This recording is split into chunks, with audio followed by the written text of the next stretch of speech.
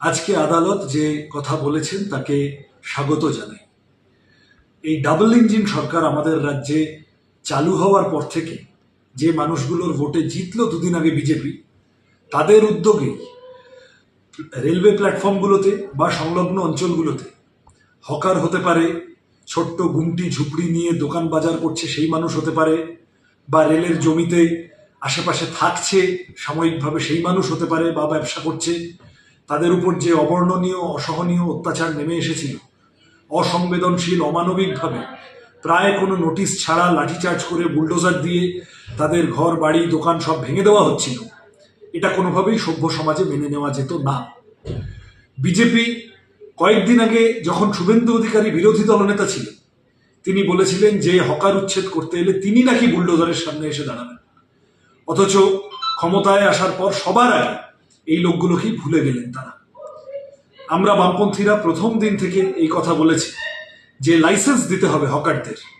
কেউ কোথাও ভাড়া যদি না দেয় তাহলে সেটা নিয়ে আলাপ আলোচনা করার জায়গা আছে, জরিমানার জায়গা আছে, কিন্তু এরকম নির্বিচারে পেটে লাথি মেরে উচ্ছেদ করে দেওয়া চলবে না। একান্ত যদি কোথাও উচ্ছেদের জায়গা থাকে, প্রয়োজন থাকে, তাহলে বিকল্প পুনর্বাসন ব্যবস্থা এই মানুষগুলোর সাথে আলোচনা করেই ঠিক করতে হবে। এটাই যে কোনো সভ্য স্বাভাবিক দেশের নিয়ম। যে পাশবিকতা গত কয়েকদিন পশ্চিমবঙ্গ সরকার এবং রেল পুলিশ মিলে একসাথে দেখিয়েছে, তা কোনোভাবেই কাম্য নয়।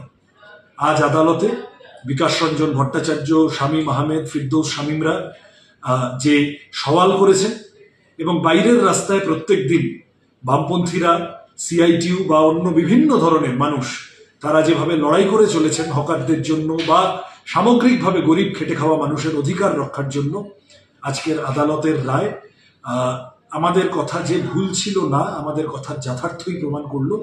আশা করব আগামী দিনে গরিব খেটে খাওয়া মানুষ, সে প্ল্যাটফর্ম হকার হতে পারে, সে রেল লাইন বা রেল স্টেশন সংলগ্ন অঞ্চলের মানুষ হতে পারে, তাদের অধিকার রক্ষায় আর্টিকেল 21 মর্যাদাপূর্ণ জীবনের অধিকার রক্ষায় আদালত সক্রিয় থাকবেন। আশা করব আগামী দিনেও এই মানুষগুলোর পেটে লাথি পড়া থেকে বিরত রাখতে সরকারকে, বিজেপি সরকারকে আদালত গুরুত্বপূর্ণ ভূমিকা পালন করবেন।